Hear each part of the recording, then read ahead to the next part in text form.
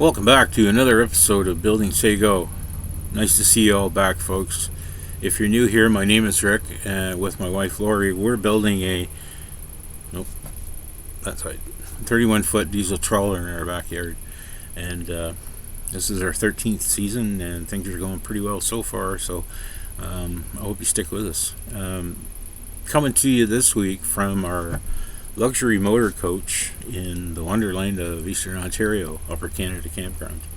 We're taking a few days off just to recharge our batteries and get away from the boat for a little while, get away from the cats for a little while, but anyways, not much rest going on, but I had to try and throw this video together for you. And this week there's some demolition, there's some painting, installing the Hawse pipe, a little bit more painting, laminating some fiberglass onto the sole for the head, and yet some more painting. So there you have it.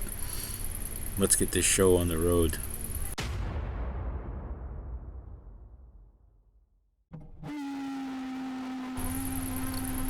So we're starting off this week's episode with a little bit of demolition, and this has got to fall into the category of I wish I knew what I was doing back then, and I wish I knew back then what I knew now.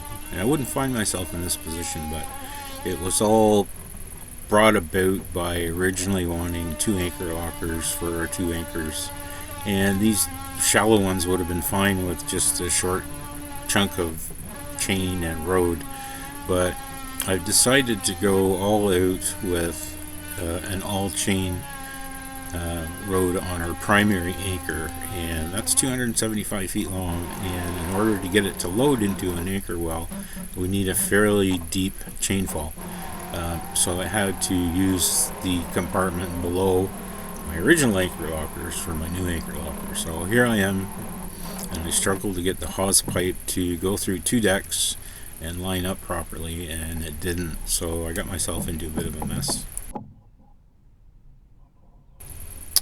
I'm marking out the Hawse pipe, which is an offcut from our shaft log, and it's 1/4 inch thick fiberglass pipe. It's really heavy duty stuff, so it should serve well as a Hawse pipe, but I need it to match the deck that will go on top, and this was kind of the easiest way to do it.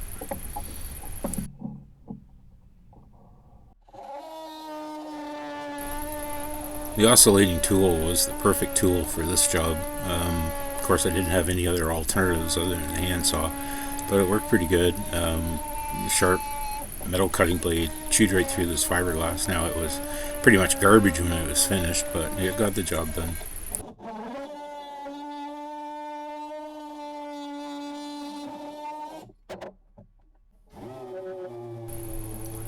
Just a little bit of sanding on top of the pipe to make it all nice and smooth.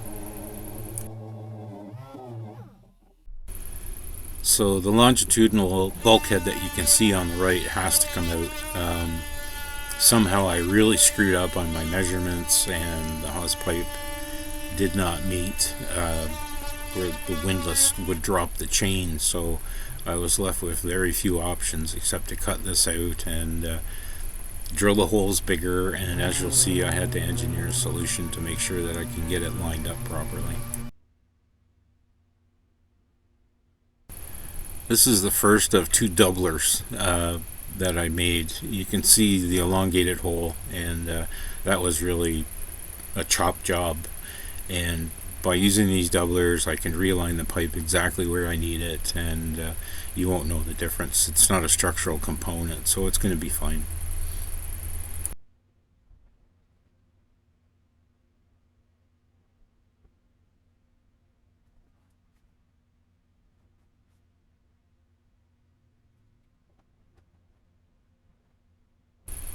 The glue I'm using here is my usual wood flour and cabosil and epoxy glue, and this stuff is strong as nails. When it goes on, it's not coming off in one piece.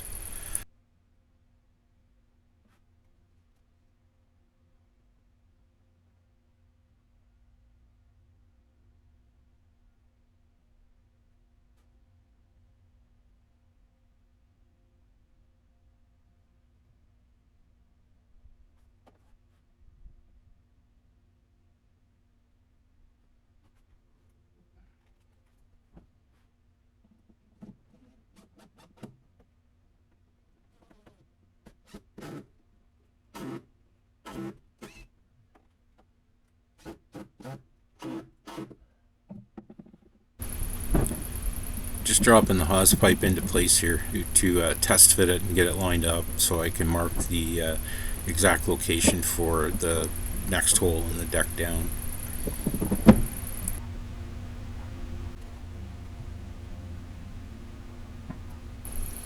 So I've decided there's no need to glass these doublers into place, so I'm just going to use the epoxy glue to make some nice fillets, and they'll be sanded and faired and painted.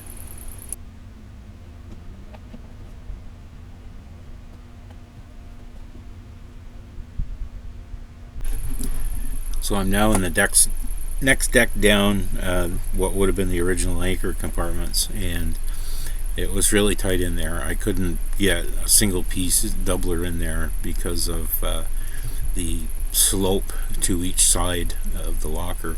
It just would not fit flat, so I split it in two, and that's going to work fine as well. I just glued the hell out of it, and it'll be perfectly strong enough. I'll make it watertight as well.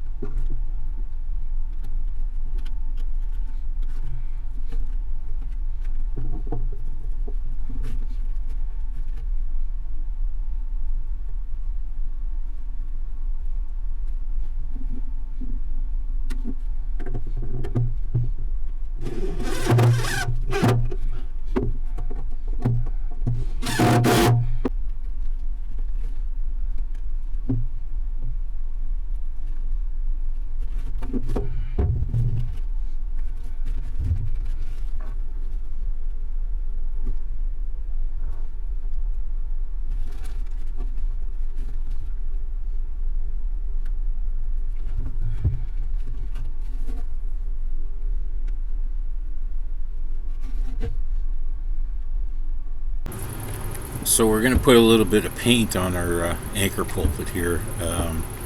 This is the DeVoe epoxy, commercial epoxy that I've used all over the boat. I used it because I got it cheap. And it really wasn't the best paint for this application, but I found that out later. So I'm probably going to end up having to sand this all off and use something else.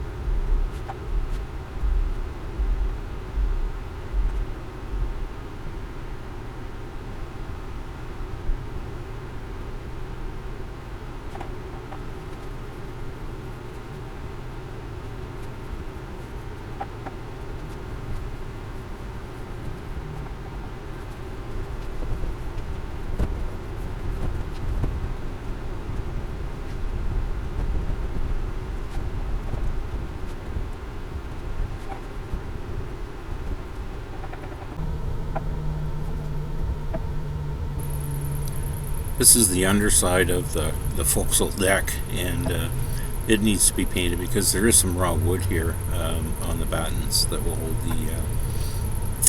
the anchor locker hatches in place. And again, it's the same paint, and although I don't think I'll have to grind this off, it should be fine.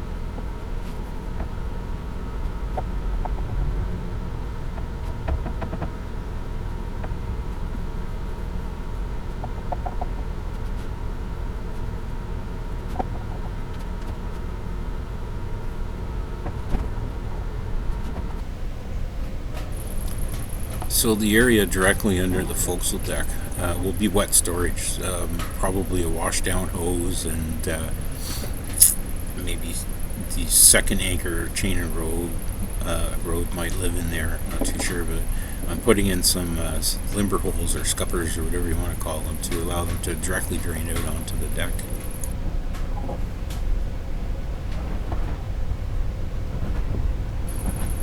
I generally line any holes that I cut through decks or bulkheads with PVC plastic, and it's been sanded down and epoxied into place, and this works well for me, and I've done it quite a bit, and these will be trimmed flush when they're all set up.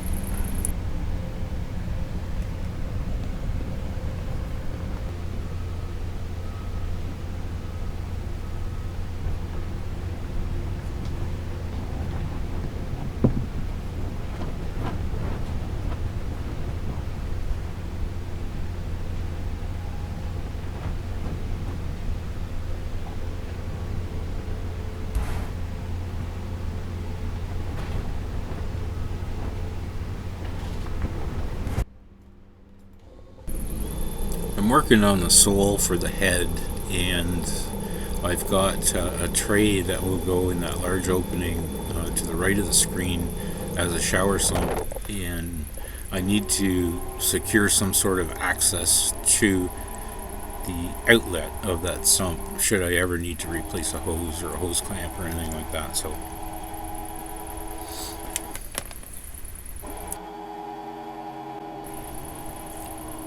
my solution for access is to put in one of these small deck plates. It's 4-inch diameter. It's more than big enough to be able to get my hand in there and access the hose clamp or replace the hose if I need it.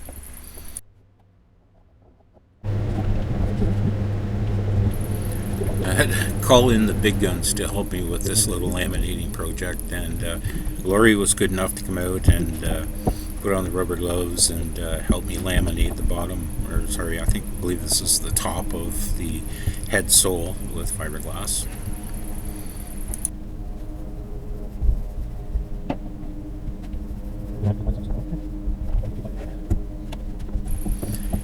Just for those that were wondering, this is normal speed. When Lori's there, I seem to work twice as fast as I do when I'm there by myself, because there's no navel gazing, there's no updating my Facebook profile, there's none of that stuff goes on, so the jobs go fairly quickly when she's around.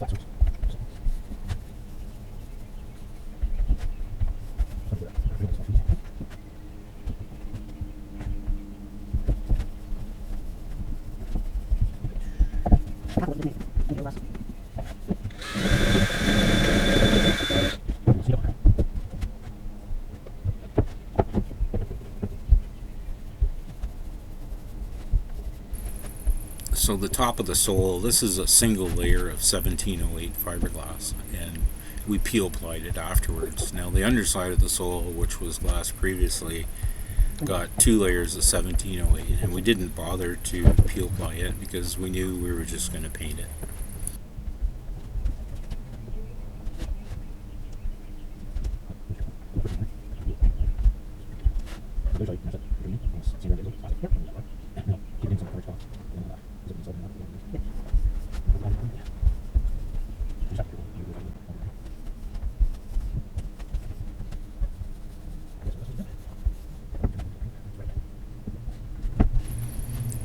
Just a few bubbles to chase and this job's done. That actually maybe only took us 15 minutes, I think, at the most.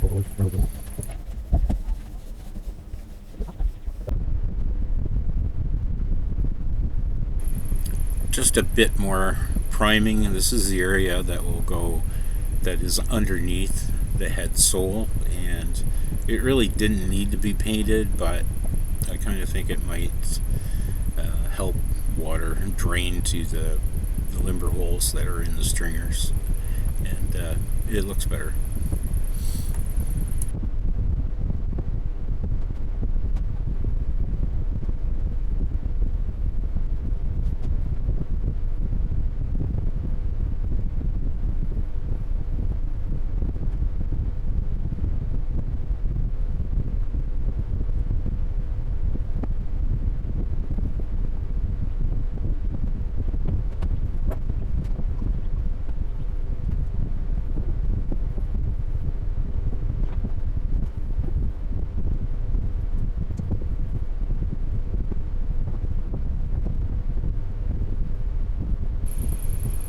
This paint is nothing special. It's not an epoxy paint. It's just trim clad gloss white, and I got a gallon of it cheap, and I've used quite a bit. We'll see how it holds up in the bilges and the lower areas of the boat, but I think it's going to be fine.